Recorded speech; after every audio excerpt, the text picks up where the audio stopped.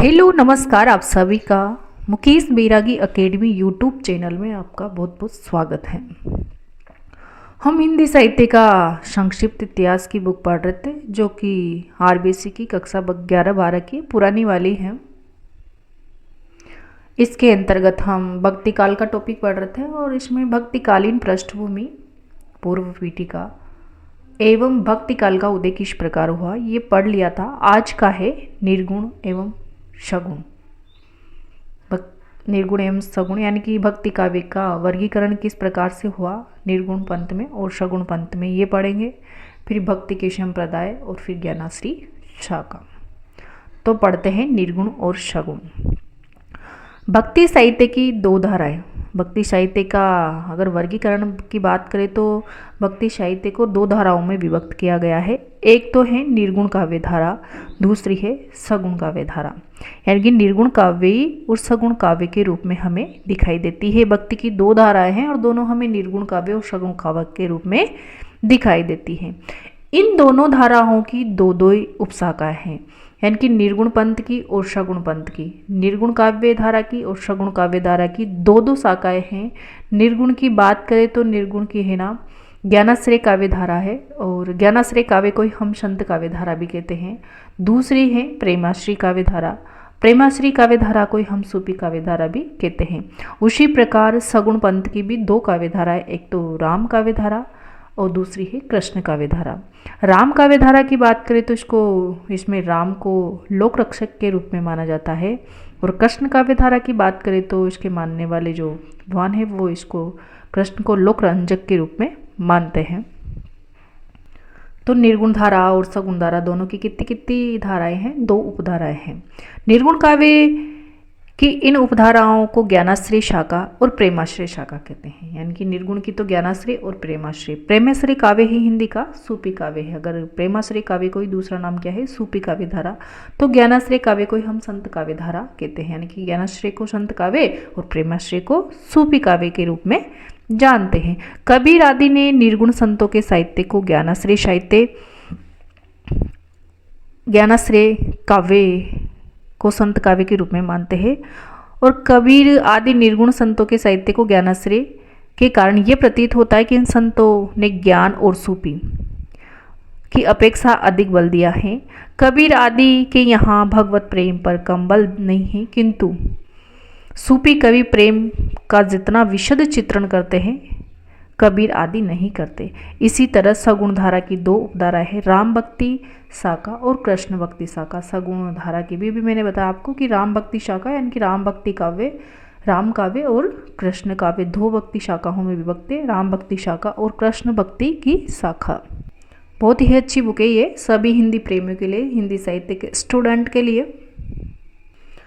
सगुण भक्ति के अंतर्गत राम भक्ति काव्य की बात करें तो राम भक्ति काव्य सामाजिक मर्यादा एवं लोक मंगल का काव्य है। तो कृष्ण भक्ति काव्य प्रधानतः लोक रंजन के पक्ष में अपनी कविता का विषय मानता है। यथार्थ रूप में भक्ति आंदोलन एक जन आंदोलन था। अगर भक्ति आंदोलन की बात करें तो एक कैसा आंदोलन था? तो भक्ति आंदोलन एक जन आंदोलन था।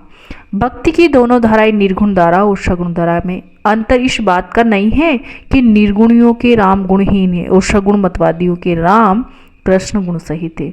वस्तुतः निर्गुण का अर्थ संतों के यहाँ गुण रहित नहीं, गुणातीत है। ये किसी निषेधात्मक सत्ता का वाचक न होकर उस प्रब्रह्म के लिए प्रयुक्त हुआ है जो सत्य रजस तमस तीनों गुणों से अतीत हैं। वाणी जिसके स्वरूप का वर्णन करने में असमर्थ है, जो केवल अनुभूति का विषय है एवं रूप रंग रेखा से परे हैं। निर्गुण एवं सगुण मतवाद का अंतर अवतार एवं लीला की दो अवधारणाओं को लेकर है। निर्गुण मत के इष्ट भी कृपालु, सहृदय, दयावान और करुणा कर हैं। वे भी मानवीय भावनाओं से प्रयुक्त हैं, किंतु वे न अवतार ग्रहण करते हैं और न लीला।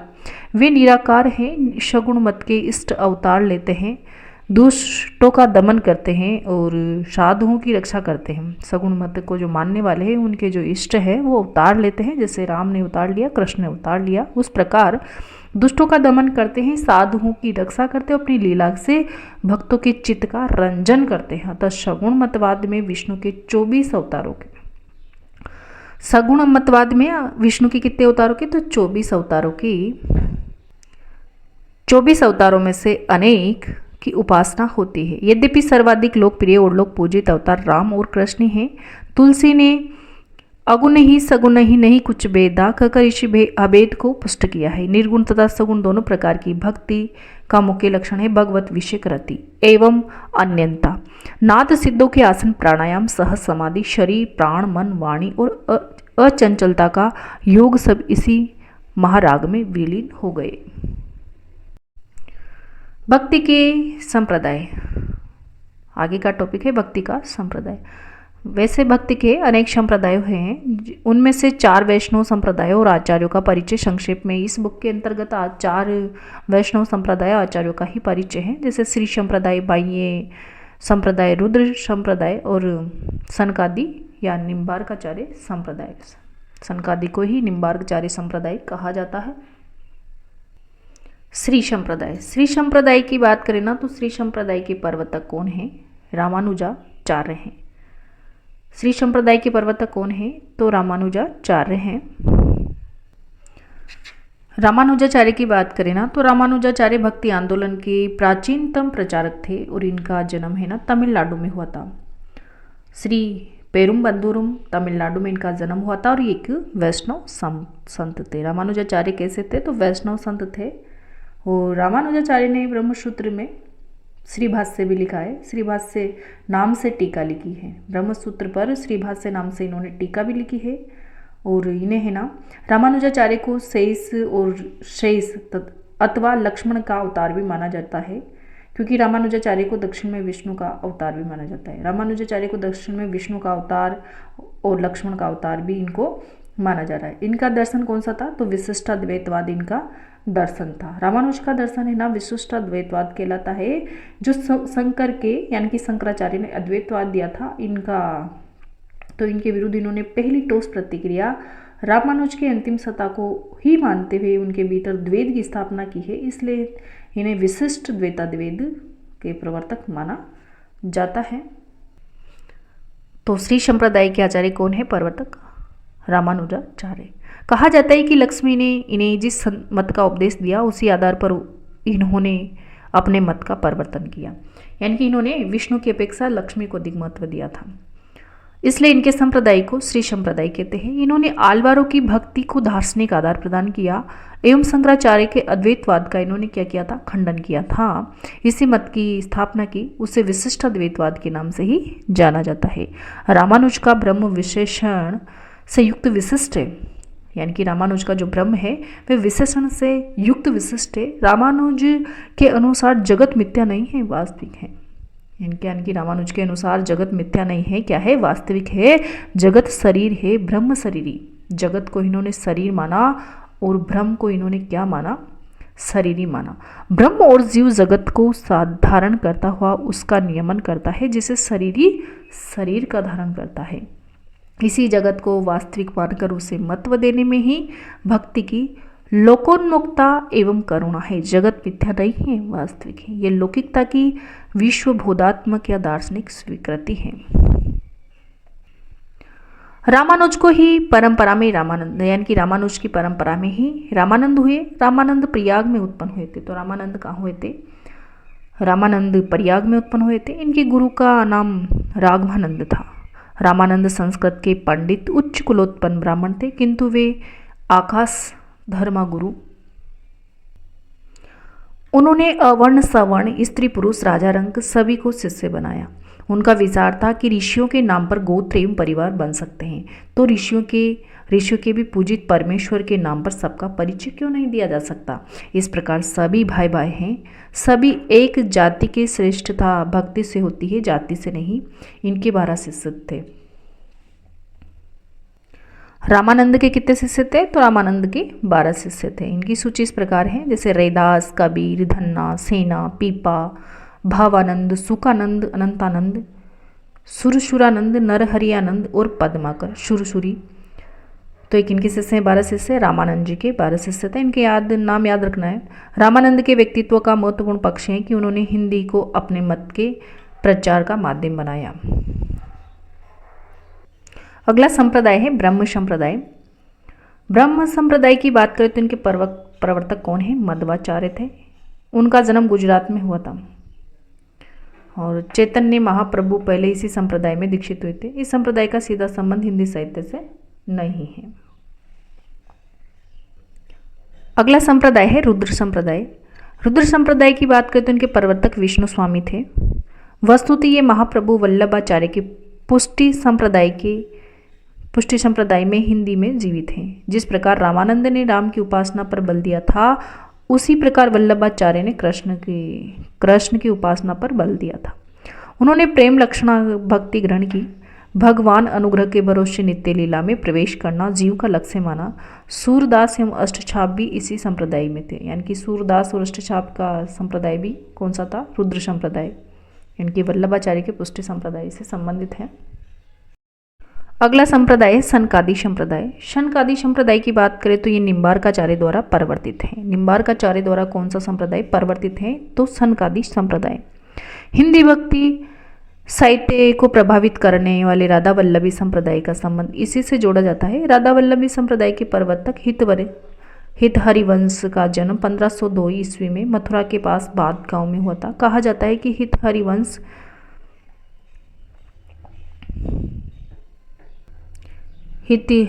यानी पहले मध्वा अनुयायी थे, जिसमें राधा की प्रधानता है। प्रमुख वैष्णव संप्रदाय को एक नज़र में देख लेते हैं। जैसे संप्रदाय श्री संप्रदाय, जो भी हमने पढ़ा। इनके वैसे प्रवर्तक कौन है? रंगनाथ मुनि है। और रंगनाथ मुनि है ना, इनका जन्म और मृत्यु 824 से 924 ईस्वी के मध्य हुई थी। विशिष्टाद्वैतवाद इनका क्या था? दर्शन था। वैसे है ना, रामानुजाचार्य श्री संप्रदाय के क्या माने जाते हैं? प्रमुख आचार्य माने जाते हैं। इसी कारण इन्हें भी श्री संप्रदाय का प्रवर्तक मान लिया जाता है। लेकिन अगर इनसे पहले की प्रवर्तक की बात करें तो रंगनाथ मुनि आएगा। और वैसे किसको माना जाता है श्री संप्रदाय का प्रवर्तक? तो रामानुजाचार्य को। ठीक है ना, याद रखना है। अगर जैसे अभी पढ़ा सनकादि संप्रदाय, तो उनके प्रवर्तक कौन है? निम्बार्काचार्य हैं। और निम्बार्काचार्य का टाइम है 1114 से 1162 ईस्वी और इनका दर्शन था द्वैताद्वैतवाद। तो सनकादि निम्बार्काचार्य का दर्शन कौन सा था? द्वैताद्वैत, याद रखना है। और ब्रह्म संप्रदाय के प्रवर्तक कौन है? मध्वाचार्य का जो दर्शन था वह द्वैतवाद था। मध्वाचार्य का दर्शन कौन सा था? तो द्वैतवाद था। और मध्वाचार्य का टाइम है 1197 से 1276 ईस्वी। रुद्र संप्रदाय के प्रवर्तक की बात करें तो विष्णु स्वामी, और इनका टाइम है 1300 से। और ये रुद्र संप्रदाय किस दर्शन से संबंधित है? तो शुद्धाद्वैत। रुद्र कैसे? शुद्ध द्वैत है। ब्रह्म कैसा है? द्वैतवाद। और सनकादि द्वैताद्वैत। और श्री संप्रदाय तो विशिष्ट द्वैतवाद। अगर रुद्र संप्रदाय की बात करें ना, तो वल्लभाचार्य ने रुद्र संप्रदाय के सिद्धांतों का ठोस रूप दिया था। इस कारण इन्हें भी रुद्र संप्रदाय के प्रवर्तक के रूप में माना जाता है। तो रुद्र संप्रदाय के प्रवर्तक के रूप में वल्लभाचार्य जी को भी माना जाता है। जो 4 वैष्णव संप्रदाय ना, श्री, सनकादि, ब्रह्म और रुद्र में से श्री कहीं कहीं ब्रह्म संप्रदाय के आचार्य राम भक्ति के विशेष स्थान रखते हैं। ब्रह्म, रुद्र व सनकादि संप्रदाय कृष्ण को आराध्य मानते हैं। भक्ति काल के अन्य महत्वपूर्ण संप्रदाय और उनके प्रवर्तक को भी एक बार देख लो, ताकि पता चल जाएगा कि हिंदी में कौन कौन से संप्रदाय हैं। जैसे रामावत संप्रदाय के प्रवर्तक रामानंद हैं, महापुरुषा संप्रदाय के प्रवर्तक शंकरदेव हैं और रामदासी के रामदास हैं। उद्धति संप्रदाय के प्रवर्तक सहजानंद या स्वामी नारायण हैं। रसिक संप्रदाय के अग्रदास है। स्वसुखी संप्रदाय के प्रवर्तक रामचरण दास हैं। स्वसुखी रामचरण दास। और हरिदासी संप्रदाय यानी कि सखी संप्रदाय, स्वसुखी संप्रदाय रामचरण दास। और गौड़ीय चैतन्य महाप्रभु। अगर गौड़ी संप्रदाय की बात करें तो उनके प्रवर्तक है चैतन्य महाप्रभु। सखी या हरिदासी संप्रदाय के स्वामी हरिदास हैं। तत्सुखी के जीवाराम है। राधा वल्लभी संप्रदाय के गोस्वामी हितिवरिष्य महानुभव चक्रधर है। वारकरी संप्रदाय के पुंडरिक हैं। और प्रब्रह्म संप्रदाय के दादू दयाल हैं। तो ये प्रमुख संप्रदाय बताई दिए मैंने आपको, कि ताकि जानकारी रहे कि हिंदी में कौन कौन से संप्रदाय हैं प्रमुख रूप से। आगे हैं भाषा, काव्य रूप और छंद। भाषा, काव्य रूप और छंद की बात करें तो भक्ति आंदोलन अखिल भारतीय था। इसका परिणाम यह हुआ कि लगभग पूरे देश मध्य देश की काव्य भाषा हिंदी ब्रजभाषा का प्रचार प्रसार हुआ। नामदेव यदि अपनी भाषा अर्थात मराठी और नानक देव पंजाबी में रचना करते थे तो ब्रजभाषा में भी करते थे। भक्तिकालीन हिंदी काव्य की प्रमुख भाषा ब्रजभाषा थी। अगर भक्तिकालीन हिंदी काव्य की बात करें तो प्रमुख भाषा कौन सी थी? ब्रजभाषा थी। इनके अनेक कारण ही परंपरा से पछाई बोली सोरसेनी मध्य प्रदेश की काव्य भाषा रही। ब्रजभाषा आधुनिक आर्य भाषा काल में उसी सोरसेनी का रूप थी। इसमें सूरदास जैसे महान लोकप्रिय कवि ने रचना की और ये कृष्ण भक्ति के केंद्र ब्रज की बोली थी, जिससे ये कृष्ण भक्ति की भाषा बन गई। बंगाल असम में ब्रजभाषा प्रभावित बंगला असमिया का ब्रजभुली कहा गया। चैतन्य महाप्रभु ने कृष्ण गान के लिए इसी भाषा का प्रयोग किया है। भक्ति काल की दूसरी भाषा कौन सी है? अवधी है। प्रमुख भाषा तो ब्रज भाषा है और दूसरी भाषा प्रमुख भाषा कौन सी है? तो अवधी भाषा है भक्ति काल की। यद्यपि ये ब्रज भाषा जितनी व्यापक नहीं है फिर भी अवधी में काव्य रचना प्रधान ताम्रप्रक और अवध क्षेत्र में ही काव्यों के द्वारा हुई है। हिंदी के सूफी कवि अवध क्षेत्र के ही थे। हिंदी के जो सूफी कवि थे वो कहाँ के थे? तो अवध क्षेत्र के ही थे। फिर भी यद्यपि इन्होंने अवधी में प्रबंध काव्य लिखे तो उनकी कोई परंपरा अवश्य रही होगी। प्राकृतक पेंगलम के अनेक छंदों की भाषा में भी अवधी कहीं कहीं व्यवस्थित रूप में दिखलाई पड़ती है। राहुल जी ने पहुमचरियों की भाषा में कुंज के शब्दों को अवधी कहा है। संभवतः अवध क्षेत्र व्यापारिक या सैनिक दृष्टि से 14वीं और 15वीं शताब्दी में महत्वपूर्ण रहा हो। धार्मिक दृष्टि से राम की काव्य भूमि अयोध्या के कारण तो वह महत्वपूर्ण था ही। भक्ति काल में किस कवि ने शुद्ध खड़ी बोली में कोई रचना नहीं की? उसका मिश्रित रूप सदुकड़ी अवश्य मिलता है, जो वस्तुतः पंजाबी राजस्थानी खड़ी बोली ब्रज और कहीं कहीं अवधी का भी पंचमेल है। भक्ति साहित्य अनेक विधाओं और छंदों में लिखा गया है। भक्ति साहित्य की बात करें तो अनेक विधाओं में और छंदों में लिखा गया है, किंतु गेय पद और दोहा चौपाई छंद उसके प्रधान रचना है। दोहा चौपाई छंद की ज़्यादा प्रधानता है। गेय पदों की परंपरा हिंदी में सिद्धों से प्रारंभिक होती है। नानक, नामदेव, कबीर, शूर, तुलसी, मीराबाई आदि ने गेय पदों की रचना की। तो नानक, नामदेव, कबीर, शूर, तुलसी ने कैसे प्रकार के पदों की रचना की? मीराबाई ने तो गेय पदों की, गाने वाले पदों की रचना की। गेय में काव्य और संगीत एक दूसरे से घुल मिल गए। संभवतः ये कवि राग रागनियों को ध्यान में रखकर इन गेय पदों की रचना करते थे। गेय पदों की प्रारंभिक पंक्ति आवर्ती या टेक होती है, अर्थात वह केंद्रीय खत्ते होती है। बीच की पंक्तियों में उस कथ्य की व्याख्या होती है और अंतिम पंक्ति में रचनाकार का नाम डालकर गेय पद समाप्त करता है। ये अपने अनुभव से गेय पद के कथ्य को सत्यापित करता है। दोहा चौपाई की परंपरा भी सरपा से मिलने लगती है। दोहा चौपाई की परंपरा भी सरपा से मिलने लगती है, किंतु सरपा ने कोई प्रबंध काव्य नहीं लिखा। लगता है दोहा चौपाई में प्रबंध काव्य लिखने के लिए अवधी की प्रकृति अधिक अनुकूल है। जैसी पूर्व अवधी कवियों में भी अनेक काव्य दोहे चौपाई दोहे के कड़वक बद्ध मिले, जैसे भीम कवि का दगवे पुराण, सूरज दास की एकादशी कथा, पुरुषोत्तम दास का जैमिनी पुराण। इन ग्रंथों को याद रखना है कि कौन किसका है, यहाँ से क्वेश्चन आते हैं।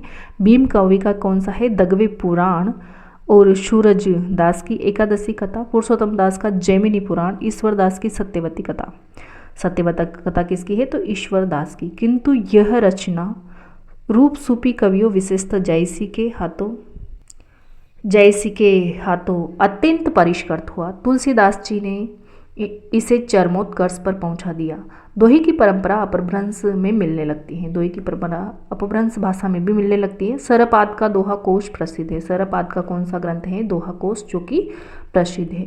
दोहा नाम से आदिकाल में ढोला मारूरा दोहा, दोहा नाम से ही ढोला मारूरा दोहा जैसा प्रबंध काव्य भी मिलता है। भक्ति काल में कबीर ने दोहे साकी के नाम से जाने जाते हैं। तुलसी ने राम कथा दोहावली में रची। दोहे का एक रूप सोटा भी है। चपहे सवैया कवित भुजंग प्रियात, छपये सवैया कवित भुजंग प्रियात, बरवे हरि गीतिका आदि भक्ति काव्य के बहु प्रचलित छंद हैं। सवैया कवित हिंदी के अपने छंद हैं जो भक्ति काल में दिखाई पड़ लेते हैं। इनकी स्पष्ट परंपरा पहले नहीं मिलती। तुलसीदास जी ऐसे भक्त कवि हैं जिनके यहाँ मध्यकाल में प्रचलित प्राय सभी काव्य रूप मिल जाते हैं। तुलसी ने मंगल काव्य, नहचु, कलेहू, सोहर जैसे काव्य रूपों का भी उपयोग किया। नहचु कलेहू विवाह के समय गाए जाने वाले और सोहर पुत्र के समय गाया जाने वाला गीत हैं। तो नहचु कलेहू कहाँ किस समय गाया जाता है? विवाह के समय। और सोहर किस समय गाया जाता है? तो पुत्र के समय गाया जाने वाला गीत है। आदिकाल में विविध छंदों में प्रबंध काव्य रचना की जो प्रवृत्ति रही, उदाहरण के लिए पृथ्वीराज रासों में छंद बहुत जल्दी जल्दी बदलते हैं। सूरदास और तुलसीदास भी छंद परिवर्तित करते हैं, किंतु जल्दी जल्दी नहीं। केशव की रामचंद्रिका में बहुत जल्दी जल्दी छंद परिवर्तित हुए हैं। इस प्रकार हम देखते हैं कि भक्ति आंदोलन के विकास में अनेक स्थितियों का योग है। भक्ति मूलतः एक धार्मिक साधना पद्धति, ज्ञान योग और कर्म योग के समान एक योग है। किसी ऐतिहासिक विकास में एक विशिष्ट दौर में ये एक लोकोन्मुख अखिल भारतीय आंदोलन बन कर धर्म उसका रूप है। यानी कि एक लोकोन्मुख अखिल भारतीय आंदोलन बन गया और धर्म उसका रूप है और भारतीय मानवीय करुणा उसकी अंतर वस्तु। हिंदी साहित्य के इतिहास का भक्ति आंदोलन इसी धार्मिक आंदोलन का पर आधारित है। आगे है निर्गुण ज्ञानाश्रय शाखा। निर्गुण ज्ञानाश्रय शाखा की बात करें ना तो इसमें है ना सभी ने अलग अलग मत माना है। जैसे आचार्य रामचंद्र शुक्ल की बात करें ना, इन्होंने ज्ञानाश्रय काव्य धारा कहा, यानी कि निर्गुण धारा को आचार्य रामचंद्र शुक्ल की बात करें तो इन्होंने ज्ञानाश्रय शाखा कहा। और जिसने है ना जैसे रामचंद्र शुक्ल ने जिसे ज्ञानाश्रय शाखा कहा, उसे ही डॉक्टर राम कुमार वर्मा ने संत काव्य धारा का नाम दिया। और निर्गुण भक्ति किसने कहा इसको? तो हजारी प्रसाद द्विवेदी ने निर्गुण धारा नाम दिया। और संत काव्य की बात करें तो राम कुमार के साथ साथ परशुराम चतुर्वेदी और गणपति चंद्रगुप्त ने भी इसे संत काव्य कहा। तो अलग अलग विद्वानों ने अलग अलग नाम दिए। किसी ने ज्ञानाश्रय शाखा कहा तो किसी ने संत काव्यधारा कहा तो किसी ने निर्गुण भक्ति काव्यधारा कहा। हिंदी साहित्य के संत कवियों की ज्ञान आधारित निष्पक्षता, न्यायप्रियता और भक्ति भावना और काव्यधारा को दृष्टिगत कर इसे ज्ञान मार्गी काव्यधारा की संज्ञा दी। भक्ति काल के विषय में राजनीतिक, सामाजिक और परिस्थितियों में आशा की ज्योति बिखेरने का कार्य संत काव्यधारा कवियों ने किया। उन्होंने तात्कालीन धार्मिक मान्यताओं को अपने जीवन के व्यापक अनुभव आधार पर जनसामान्य के लिए बोधगम्य बनाया, जिसमें युगीन परिवेश की सबल भूमिका रही। सभी संत कवि वर्णवादी समाज को तोड़कर के मानवतावादी समाज की स्थापना के लिए प्रयत्नशील थे। धार्मिक सहिष्णुता को संत कवियों ने सामाजिक विकास के लिए आवश्यक माना। निर्गुण काव्य में मानवीय अनुभव और विवेक को प्रमाणिक माना गया। इसलिए संत कवि पांडित्य परंपरा और पुस्तक ज्ञान के वाद विवाद को व्यर्थ मानते हैं। उनके काव्य में अनुभूति की निश्चलता और शिल्प की अनघड़ता मिलती है। संत शब्द का प्रयोग प्राय बुद्धिमान, पवित्र आत्मा, परोपकारी व सज्जन व्यक्ति के लिए किया जाता है। संत काव्यधारा में संत शब्द उस व्यक्ति की ओर संकेत करता है जिसने सत्य रूपी परम तत्व का अनुभव कर लिया। यानी कि संत शब्द उस व्यक्ति की ओर संकेत करता है जिसने परम तत्व का अनुभव कर लिया हो। संत शब्द में व्यक्ति की रहनी और करनी का सुंदर सामंजस्य लक्षित होता है।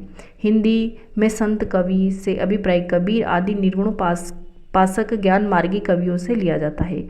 कबीरदास ने अपनी एक साखी में कहा कि निर्बेरी निह कामना साही सेंती नेह विषय सुंदरा रहे संतनी को अंग यह। यहाँ भी संतों का लक्षण उनका निष्काम प्रभु प्रेमी और विषयों से विरक्त होना है। संत मत पहले से निश्चित किसी सिद्धांत या मत का संग्रह नहीं है। इसका प्रसार भिन्न संतों द्वारा समय समय पर दिए उपदेशों से भी नहीं हुआ। यह परंपरा अनुभव से ज्ञान का संदान कर प्रसार को पाती है। कबीरदास जी कहते कि सतगुरु तत् कहियो विचार, सतगुरु तत्कयो विचार मूल गयो अनबे विस्तार। इस प्रकार तत्व का ग्रहण कर अनुभव तथा विवेक के समन्वय से ही यह मत अस्तित्व में आया। संत कवि ईश्वर से तादात्म्य करने के लिए नामोपासना की पद्धति को स्वीकार करते हैं। परम तत्व के विषय में किसी प्रकार की दार्शनिक विवेचन उन्होंने नहीं किया। इसलिए ये कवि राम खुदा रहीम ब्रह्म आदि अनेक नामों से पुकारते, किंतु सबका लक्ष्य परम तत्व का साक्षात्कार करना ही है। संतों की यह साधना पद्धति अज पाजप के नाम से प्रसिद्ध है। अज पाजप के नाम से क्या प्रसिद्ध है? तो संतों की यह साधना पद्धति ही अज पाजप के नाम से प्रसिद्ध है। निर्गुण संत काव्यधारा। निर्गुण संत काव्यधारा में कबीर दास जी जैसे संतों की परंपरा का सूत्रपात 15वीं शताब्दी के उत्तरार्ध काल में हुआ था। स्वामी रामानंद कबीरदास जी के दीक्षा गुरु थे। तो कबीरदास जी के दीक्षा गुरु कौन थे? रामानंद। कबीरदास जी के दीक्षा गुरु कौन थे? तो रामानंद। संत रविदास सेना, नाई पीपा, धन्ना आदि भी उनके ही गुरु भाई थे। जनश्रुति है कि स्वामी जी के उपदेशों से प्रभावित होकर भी इन्होंने संत परंपरा का सूत्रपात किया। वस्तुतः संत परंपरा की विचारधारा के लिए अनुकूल भावभूमि बहुत पहले ही तैयार हो रही थी। पूर्व में बौद्ध धर्म वज्रयान एवं सहजयान में परिणित हो गया। वैष्णव संप्रदाय और उसमें कई बातों का आदान प्रदान हुआ और इस तरह दोनों निकट आने लगे। इसी प्रकार का वैचारिक सामंजस्य नाथपंथ एवं स्थानीय वैष्णव संप्रदायों के मध्य महाराष्ट्र तथा राजस्थान में देखने में आया। इस प्रभाव के फलस्वरूप पूर्व की ओर से संत जयदेव, दक्षिण की ओर से संत ज्ञानदेव, यानी कि पूर्व में कौन प्रसिद्ध थे? तो जयदेव, और दक्षिण में संत ज्ञानदेव में आया। नामदेव, पश्चिम की ओर से संत बेनी एवं सदना, और कश्मीर की ओर से संत लल्लदेव। इनका नाम याद रखने कि कश्मीर की ओर से कौन थे? तो लल्लदेव। पश्चिम की ओर से कौन थे? तो संत बेनी, और कश्मीर की ओर से लल्लदेव का आविर्भाव स्वामी रामानंद से पहले ही हो चुका था। आगे चलकर कबीर आदि संतों की दीर्घ परंपरा हिंदी में चली। अनेक पंथों एवं गद्यों की स्थापना हुई। इनमें नानक देव के पंथ के अतिरिक्त दादू दयाल के दादू पंथ, हरिदास निरंजनी संप्रदाय और मलुकदास के मलुक पंथ तथा कबीर दास के नाम से कबीर पंथ बनकर तैयार हो गए। इसी परंपरा के प्रथम युग संत जयदेव से आरंभ होता है। यानी कि संत काव्यधारा का परंपरा का युग सबसे पहले जयदेव से आरंभ होता है और उसके पीछे 200 वर्षों तक संत अधिकतर पथ प्रदर्शकों के रूप में, एक बार यहाँ से दोबारा देख लो, इसमें नानक देव के पंथ के अतिरिक्त दादू दयाल के दादू पंथ, हरिदास के निरंजनी संप्रदाय, मलुकदास के मलुक पंथ और कबीरदास के नाम पर कबीर पंथ बनकर क्या हो गए थे? तैयार हो गए थे। इसी परंपरा का प्रथम युग संत जयदेव से आरंभ होता है और उसके पीछे 200 वर्षों तक संत अधिकतर पथ प्रदर्शकों के रूप में ही आते हुए दिख पड़ते हैं। 15वीं शताब्दी में कबीरदास जी ने संत मत के निश्चित सिद्धांतों का प्रचार विस्तार के साथ किया। आचार्य शुक्ल भी इन्हें निर्गुण भक्ति का प्रवर्तक मानते हैं। तो निर्गुण संत काव्यधारा के प्रमुख संत कैसे थे? निर्गुण ब्रह्म को मानने वाले थे। इसमें गुरु की महिमा को माना जाता है। बाह्य आडंबरों का इन्होंने क्या किया? विरोध किया। जात पात का विरोध किया, मूर्ति पूजा का विरोध किया, पारिभाषिक शब्दावली का इन्होंने प्रयोग किया, मुक्त काव्य रचे। और एक ऐसे से संत काव्यधारा के प्रमुख संत कैसे थे? तो बिना पढ़े लिखे और निम्न जाति के संबंधित संत थे। आगे हैं ज्ञानश्री काव्यधारा और उसके प्रमुख कवि। ज्ञानश्री काव्यधारा और उसके प्रमुख कवि नामदेव। सबसे पहले है नामदेव, यानी कि ज्ञानश्री काव्यधारा कोई संत काव्यधारा कहते हैं। तो इनके प्रमुख कवियों में जैसे संत काव्यधारा या निर्गुण धारा के प्रथम कवि कौन से हैं? इनके मत में विद्वानों के अलग अलग मत हैं। जैसे अगर आचार्य रामचंद्र शुक्ल की बात करें तो वो संत काव्यधारा के प्रथम कवि किसे मानते हैं? कबीर को मानते हैं। आचार्य हजारी प्रसाद द्विवेदी भी संत काव्यधारा के प्रमुख कवि कबीर को ही मानते हैं। लेकिन राम कुमार वर्मा संत काव्यधारा यानी कि निर्गुण ज्ञानश्री काव्यधारा के प्रथम कवि नामदेव को मानते हैं। और राम कुमार वर्मा के साथ ही है ना गणपति चंद्रगुप्त भी नामदेव को ही मानते हैं। और रामस्वरूप चतुर्वेदी किसको मानते हैं? तो कबीर को मानते हैं। तो इनमें मतभेद है। क्यों? क्योंकि हिंदी में भक्ति काव्य का आरंभ निर्गुण भक्ति की संत काव्यधारा से हुआ है। यानी कि निर्गुण भक्ति की संत काव्यधारा से इसका आरंभ हुआ है। अतः संत काव्यधारा का पहला कवि हिंदी भक्ति काव्य का पहला कवि माना जाता है। लेकिन इसमें सबसे पहले, इस बुक में सबसे पहले किसका उल्लेख दे रखा है, तो नामदेव का। नामदेव के जन्म की बात करें तो 1267 ईस्वी यानी कि 13वीं शताब्दी में इनका जन्म हुआ था। नामदेव का जन्म 1267 ईस्वी महाराष्ट्र के सतारा के नरसी बमनी बहमनी गांव में हुआ था। अपने पैतृक व्यवसाय की ओर इनकी रुचि नहीं थी, अतः बचपन से ही साधु सेवा एवं सत्संग में अपना जीवन बिताते हैं। संत बिशोवा खेचर इनके गुरु थे। तो नामदेव के गुरु कौन थे, तो संत बिशोवा खेचर नामदेव के गुरु थे तथा प्रसिद्ध संत ज्ञानेश्वर के प्रति भी इनकी गहरी निष्ठा थी। ऐसा कहा जाता है कि नामदेव पहले सगुण उपासक भक्त थे, लेकिन नामदेव के प्रभाव में, यानी कि नामदेव पहले क्या थे, सगुण उपासक भक्त थे, लेकिन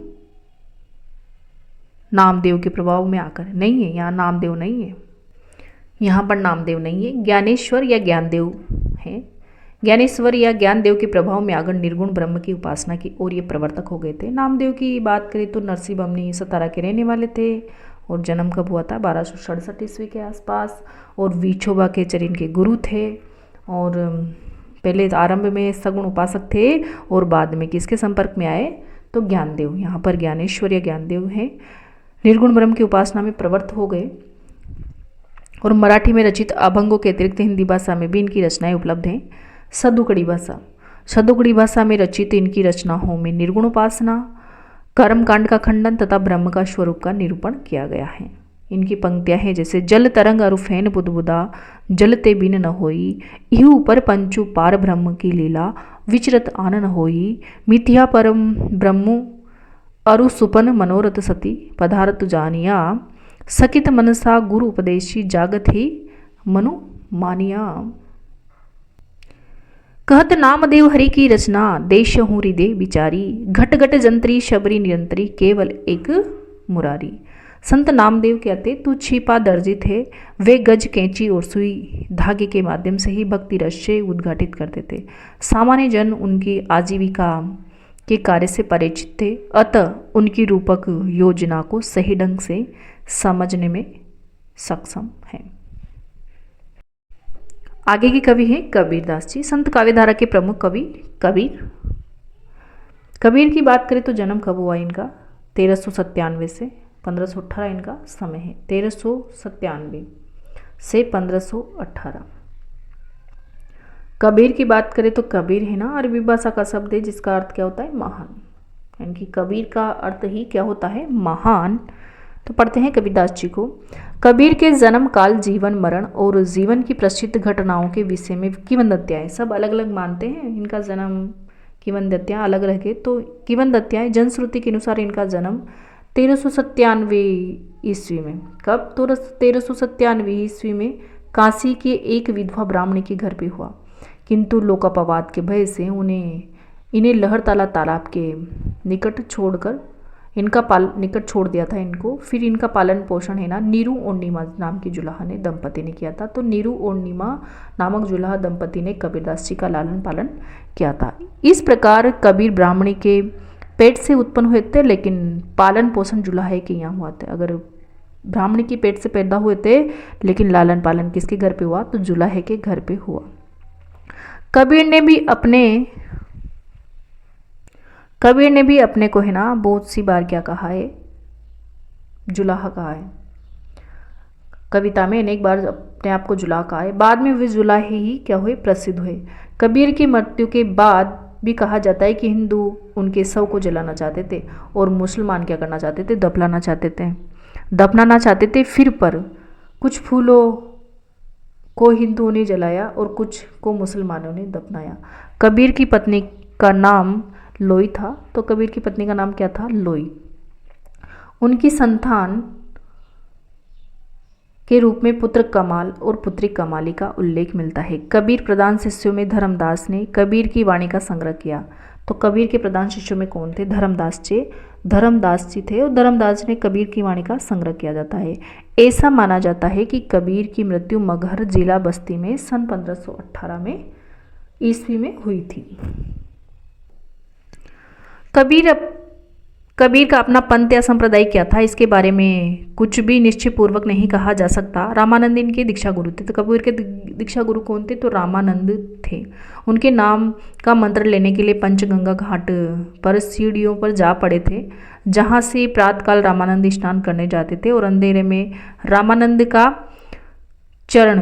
के चरण कबीर साप पर पड़ गए और रामानंद जी बोल उठे, राम राम कह।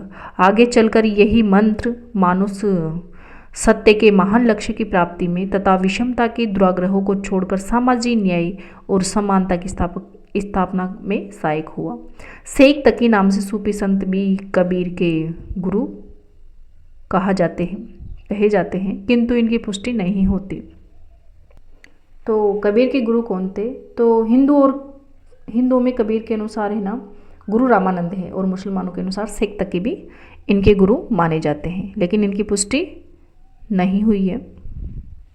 संभवतः कबीर ने इन सब से सत्संग किया होगा और इन सब से किसी न किसी रूप में प्रभावित भी हुए होंगे। कबीर की जाति के विषय में आचार्य हजारी प्रसाद द्विवेदी ने अपनी पुस्तक कबीर में प्राचीन उल्लेख हो, कबीर की रचना हो, प्रथा, वयनजीवी बुनकर जातियों के रीति रिवाज का विवेचन विश्लेषण करके दिखाया है। आज की वयनजीवी जातियों में से अधिकांश किसी समय ब्राह्मण श्रेष्ठता को स्वीकार नहीं करती थी। जोगी नामक आश्रम भ्रष्ट गरबारियों की एक जाति सारे उत्तर और पूर्वी भारत में फैली थी। ये नाथपंथी थे, कपड़ा बुनकर और सूत काट करके या गोरखनाथ और भरतरी के नाम पर भीख मांगकर जीविका चलाया करते थे। इनमें निराकार भाव की उपासना प्रचलित थी। मुसलमानों के आने के बाद धीरे धीरे मुसलमान हो रहे थे। पंजाब, उत्तर प्रदेश, बिहार और बंगाल में इनकी कई बस्तियों ने सामूहिक रूप से मुसलमानी धर्म ग्रहण किया। कबीरदास जी इन्हीं नवधर्मांतरित लोगों में पालित हुए थे। कबीर के काव्य पर इन सब का प्रभाव देखा जा सकता है। उनमें वेदांत का अद्वैतवाद, नाथपंथियों की अंत साधना यानी कि इम्पोर्टेंट है। कबीर के काव्य पर इन सभी का प्रभाव देखा जाता है। वेदांत का तो अद्वैतवाद और नाथपंथियों का अंत साधनात्मक रहस्य भावना, हठ योग, कुंडली योग, सहज साधना, इस्लाम का एकेश्वरवाद सब कुछ मिलता है। कबीर के रूप में कबीर जीवन की सहजता के अधिक निकट है। उनकी कविता में छंद, अलंकार, शब्द शक्ति आदि गुण हैं और लोक मंगल की चिंता प्रदान है। इनकी वाणी का संग्रह इनके अनुयायियों ने बीजक नाम से किया है। इनके 3 भाग है बीजक के, रमेनी, शब्द और साकी। यानी कि कबीर बीजक का संकलित किसने किया था? तो धर्मदास ने।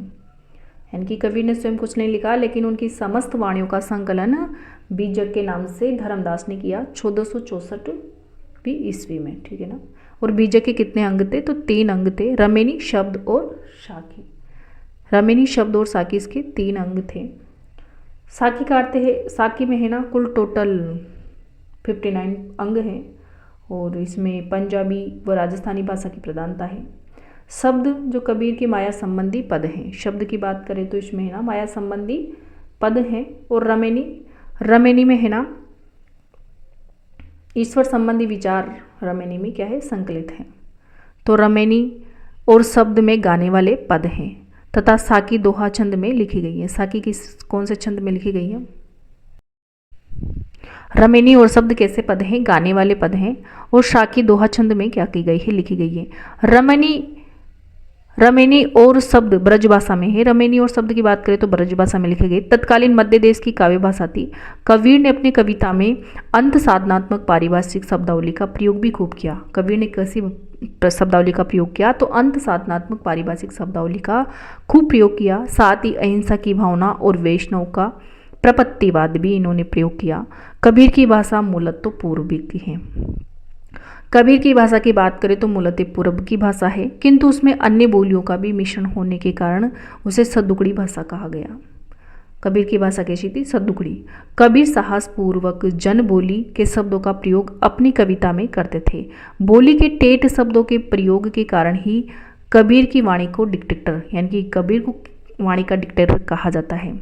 कबीर को वाणी का डिटेक्टर कहा जाता है, डिटेक्टर, यानी कि वाणी का डिटेक्टर इनको किसने कहा, तो आचार्य हजारी प्रसाद द्विवेदी। आचार्य हजारी प्रसाद द्विवेदी इनके बारे में कहते हैं कि भाषा पर कबीर का जबरदस्त का अधिकार था। वे वाणी के डिटेक्टर थे। जिस बात को उन्होंने जिस रूप से प्रकट करना चाहा उसी रूप में भाषा में कहला दिया। बन पड़ा तो सीधे साधे, नहीं तो दरेरा देकर। तो वे वाणी के डिटेक्टर कहा जाता है। इनकी शदुकड़ी भाषा है। कैसी भाषा है?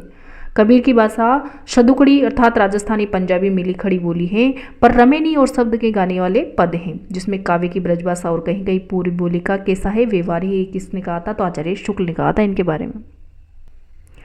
उनकी अनंत तेजस्विता उनकी भाषा शैली में भी प्रकट है। काजी पंडित मुल्ला को संबोधित करते समय वे प्राय तन जाते थे। पांडे कौन कुमति तो ही लागी, पांडे कौन कुमति तो ही लागी, कसरे मुल्ला भांग ने बजा। किंतु सामान्य जन को या हरिजन को संबोधित करते समय वे भाई या साधु जैसे शब्द का भी प्रयोग करते थे। कबीर तथा अन्य निर्गुण संतों की उलट भाषा प्रसिद्ध है। उलट भाष्यों का पूर्व रूप हमें सिद्धों की संधा भाषा में मिलता है। उलट भाषा अंत साधनात्मक अनुभूतियों को असामान्य प्रतीकों में प्रकट करती हैं। वे वर्णाश्रम व्यवस्था को मानने वाले संस्कारों को धक्का देती हैं। इन प्रतीकों का अर्थ खुलने पर उलट भाषा समझ में आती है।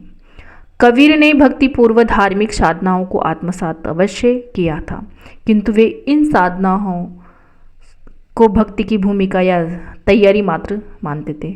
जीवन की सार्थकता में भक्ति या भगवत विषयकृति में मानते हैं। यद्यपि उनके राम निराकार हैं, किंतु वे मानवीय भावनाओं के आलंबन हैं। इसलिए कबीर ने निराकार निर्गुण राम को भी अनेक प्रकार के मानवीय संबंधों में याद किया। वे भरतार हैं, कवि बहुरिया हैं। वे कबीर की माँ हैं, हरि जननी में बालक तोरा, हरि जननी में बालक तोरा। वे पिता भी हैं, जिसके साथ कबीर बाजार जाने की क्या करते हैं? जिद करते हैं। कबीर भक्ति के बिना सारी साधनाओं को व्यर्थ और अनर्थक मानते हैं। इसी प्रेम एवं भक्ति के बल पर वे अपने युग के सारे मिथ्याचार, कर्मकांड, अमानवीयता, हिंसा पर पीड़ा को चुनौती देते हैं। उनके काव्य, उनके व्यक्तित्व और उनकी साधना में जो अकड़पन, निर्भीकता और टोटुकपन है, वह भी इसी भक्ति या महाराग के कारण। वे पूर्व साधनाओं की पारिभाषिक शब्दावली को अपनाकर भी उसमें से जो नहीं अर्थ बता बरते हैं, वह भी वस्तुतः प्रेम भक्ति को ही अर्थ बता है। कबीर अपने अनुभव, पर्यवेक्षण और बुद्धि को निर्णायक मानते हैं, शास्त्र को नहीं। इस दृष्टि से वे यथार्थ बोध के रचनाकार हैं। उनके यहाँ जो व्यंग्य की तीव्रता और धार हैं, वह भी कथनी करने के अंतर को देख पाने की क्षमता के कारण, अपने देखने या अनुभव को न झुटलाने के कारण ही वे परंपरा द्वारा दिए गए समाधान को अस्वीकार करके नए प्रश्न पूछते हैं। चलन चलन सब लोग कहते, न जाने बैकुंठ कहाँ है, या न जाने तेरा सब कहाँ है। कबीर बहुत गहरी मानवीयता और सरलता के कवि हैं। अकड़ता और निर्भयता उनके कवच हैं। उनके हृदय में मानवीय करुणा, निरहिता, जगत के सौंदर्य से अभिभूत होने वाला हृदय विद्यमान है। कबीर की एक और विशेषता काल का तीव्र बोध। वे काल के सर्वग्राही रूप में चित्रित करते हैं और भक्ति को उस काल से बचने का मार्ग बताते हैं। परंपरा पर संदेह, यथार्थ बोध, व्यंग्य, काल बोध की तीव्रता और गहरी मानवीय करुणा के कारण कबीर आधुनिक भाव बोध के बहुत निकट लगते हैं। किंतु कबीर में अंत साधनात्मक रहस्य भावना भी है और राम में अनन्य भक्ति तो उनकी मूल भाव भूमि ही है। नाद बिंदु कुंडलिनी षड चक्र भेदन आदि का बारंबार वर्णन कवि के काव्य का अंत साधनात्मक रहस्यवादी पक्ष है। कबीर में स्वाभाविक रहस्य भावना बड़े मार्मिक तौर पर व्यक्त की गई है। ऐसे अवसर पर वे प्राय जिज्ञासु होते हैं, कहो भैया अंबर कासो लागा। कबीर ने जीवन के द्वंद्वात्मक पक्ष को समझ लेने की अद्भुत क्षमता थी। इस परस्पर विरोधिता को न समझने पर कबीर का मर्म नहीं खुलता। जिसे जीना कहा जाता है वह वस्तुतः जीवित रहने और मृत्यु की ओर निरंतर बढ़ते रहने की प्रक्रिया है। फिर भी लोग कुशल पूछते हैं और कुशल बताते हैं। लोग जीने का एक पक्ष देखते हैं, दूसरा नहीं। कबीर इस पर व्यंग्य करते और हंसते हैं और करुणा करते हैं। कुशल कुशल ही पूछत, कुशल रहा न कोई, जरा मुय्या न बहे मुहा, कुशल कहाँ ते होई। किसकी पंक्तियाँ? तो कबीरदास जी की पंक्तियाँ हैं। कबीर विशाल गतिशील विप प्रस्तुत करते हुए आकाश और धरती को चक्की के दो पार्ट बताते हैं, यानी कि चलती चाकी देख कर दिया कबीरा रोए, दो पाटन के बीच में साबित बचा न कोई। तो किसकी भक्तियां हैं? कबीरदास जी की। इसी तरह वे समाधि, सत्संग, गुरु उपदेश, हरि भजन आदि को सुखानुभूति का चित्रण उत्कृष्ट इंद्रिय बोधात्मक तीव्रता के साथ करते हैं कि सतगुरु हमसु रीच कर कहाँ एक प्रसंग, बादर बरसा प्रेम का बीज गया सब अंग। कवि सादर से विधान प्राय अवर्ण जातियों के व्यवसाय के आधार पर खड़ा करते हैं। जुल्हा माली कुमार लोहार व्याघ्र कलवार आदि के व्यवसायों का उपयोग वे प्राय अलंकार योजना में करते हैं। ये भाव प्राय सभी निर्गुण कवियों में पाया जाता है। इस प्रकार भाषा, संवेदना, विचार प्रणाली सभी दृष्टियों से कबीर शास्त्रीयता के समक्ष खाटी देशीपन को महत्व देते हैं। संस्कृति के कूप जल को छोड़कर वे भाका के बहते नीर तक स्वयं पहुँचते हैं और सबको पहुँचाते हैं। संस्कृत से मुक्त लोक संस्कृति का बनाने में उनका योगदान अप्रतिम है। संस्कृत से मुक्त लोक संस्कृति बनाने में कबीरदास जी का महत्वपूर्ण योगदान है। पंडित और मुल्ला यहाँ दोनों को वे एक साथ अप्रासंगिक करार देते हैं। मूलतः कवि होने के नाते शास्त्र की तुलना में वे अनुभव को प्रमाणिक मानते हैं।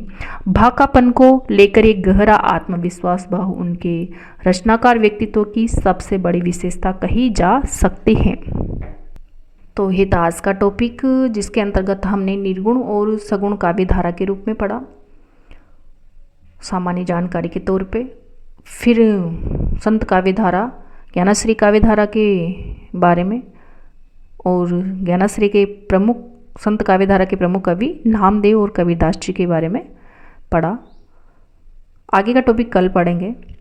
तो वीडियो देखने के लिए आपको बहुत बहुत धन्यवाद। अगर वीडियो पसंद आई तो लाइक करें और शेयर करें और कमेंट बॉक्स में कमेंट भी करें कि बुक आपके लिए कितनी इम्पोर्टेंट है, और क्या करें, चैनल को सब्सक्राइब भी करें। Thank you.